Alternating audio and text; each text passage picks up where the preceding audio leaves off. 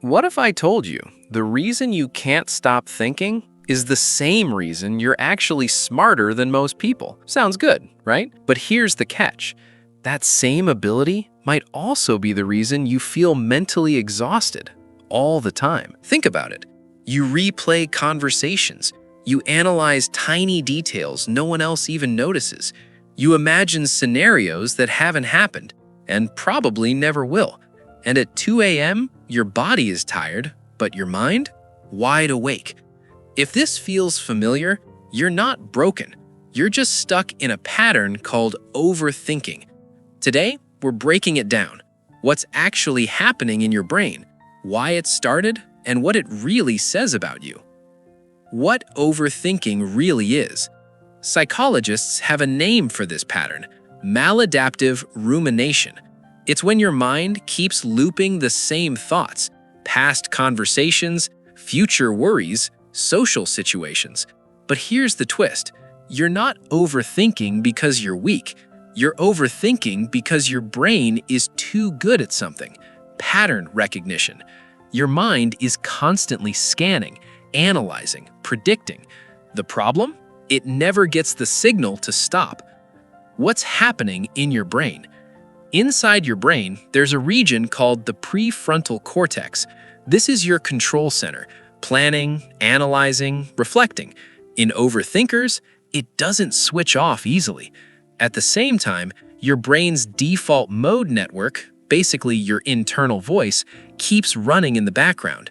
So even when you're resting, your brain is still working. It's like having 50 tabs open all the time.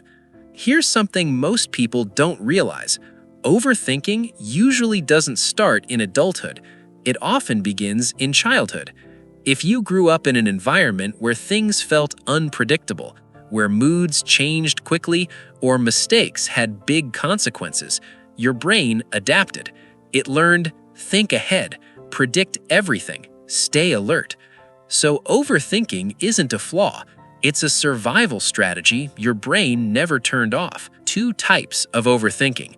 Not all overthinking is the same. There are two types. Reflective thinking. This is the good kind. It helps you understand yourself, process emotions. Brooding thinking. This is where it gets dangerous. You dwell, you spiral, you feel stuck. And most people, they don't stay in just one. They slide between both without even noticing. Why you can't just stop. Ever tried telling yourself, just stop thinking about it? Yeah, doesn't work, because your brain is literally rewarding you for thinking. Every time you analyze a situation, your brain releases a small hit of dopamine, not because you solved anything, but because you're trying to solve it. So your brain gets addicted to the loop. That's why overthinking feels productive, even when it's going nowhere. The hidden strength. Here's the part no one talks about. Overthinkers are often highly empathetic. A study in psychological science found that people who overthink tend to score higher in cognitive empathy. That means you read people better. You notice subtle emotions. You understand things others miss. You don't just hear words, you feel what's behind them. So yes, it's exhausting, but it's also a gift. The real problem. The problem isn't that you think too much, it's that you expect thinking to solve everything. But not everything is meant to be solved. Some things need to be felt, accepted, or let go of. And that's where most overthinkers struggle, because letting go feels like losing control. The shift. Therapists don't try to stop overthinking completely. Instead, they teach something called cognitive diffusion. It's simple. Instead of saying, "This situation is dangerous," you say, "My brain is creating a worry right now." That tiny shift creates distance. You're no longer inside the thought. You're observing it, and that changes everything. So if you're someone who overthinks, understand this. You're not broken. You're not weak. You're someone with a highly active mind that learned to stay alert. The goal isn't to silence your thoughts completely. It's to teach your mind that it's finally safe to rest.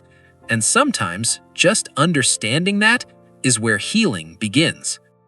How did you like today's video? If you liked it, let us know in the comments. Also, like and share it. To learn more about psychology, subscribe to us. See you in the next video.